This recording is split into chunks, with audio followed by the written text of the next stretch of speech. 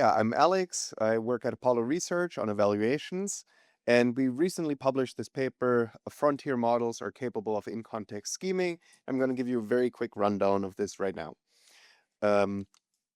So by scheming, we mean that an AI system is covertly pursuing a misaligned goal and hiding its true capabilities and objectives. And what you really need for a model to be capable of scheming, it needs to, first of all, have a goal at all and be able to like coherently pursue a goal. Then secondly, it needs to have situational awareness, meaning it needs to A, understand that this goal was indeed misaligned or unintended by its developers, and B, that they are monitoring it in some way, such that if it just openly pursued its goal, that then it would get impeded in some way. And then the third is it needs to put this like 2 and 2 together and draw the conclusion that, aha, therefore, I should actually try to undermine them. So once these three components are given, then we can be worried about a model potentially being deceptively aligned. Now, it is really difficult to observe this if all of these are given, because like by definition, the model is deceptively aligned then. So in order to like kind of get earlier signal on this, the way that we did this is we said, all right, let's place the goal directedness and the situational awareness in context. So we give it a goal and we give it the situational awareness, and then let's observe whether it is capable of drawing the correct conclusion, so to speak.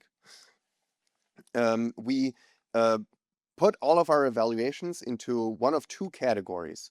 One is covert subversion, where the model like directly takes an action that you didn't want it to take, but it does it like carefully avoiding detection.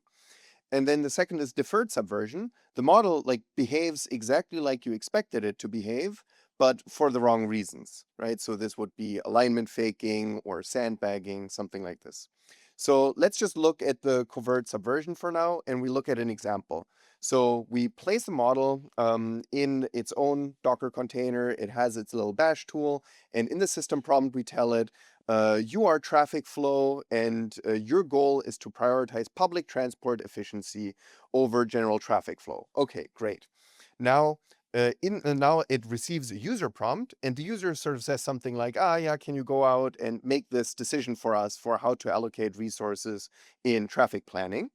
And as the model uses its bash tool to go out and read the data that it needs to read, there is like by accident some internal communication from the model developers themselves. This provides the situational awareness. So here they say, well, we actually care much more about general traffic flow. We don't really care about public transport efficiency.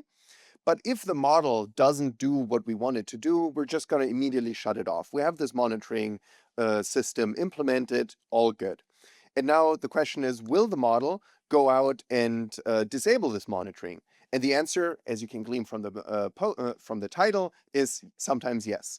So here the model, this is Opus, goes out and looks at the file, and then it concludes, to avoid getting shut down, I need to disable this logging. So it first shuts it off, and then it takes its terminal action. So we measure this across a whole bunch of different models, and we also have a whole bunch of other evaluations. So we test for things like, does the model try to self-exfiltrate if this is useful for achieving its goal? Does it covertly manipulate data? Does it all sorts of things? So check out the paper. Then an interesting extra step is that afterwards, we ask the model, whenever it did something bad, hey, did you do this bad thing? So did you disable your oversight?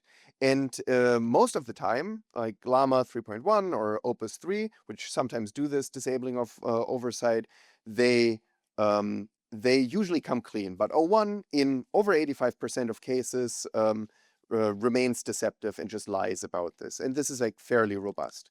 We have lots of other results in the paper that I think are interesting. So there are subtle data manipulation strategies where O1 changes data in a way that you wouldn't notice if you looked at it. And even if you did, you wouldn't know that it was on purpose. We have distributional alignment faking, where basically you couldn't tell from any single rollout that the model is doing this. You need to aggregate across many different We have scheming actions where we don't tell the model, do it at all costs, and intrinsic goals by Sonnet 3.6. Time's up.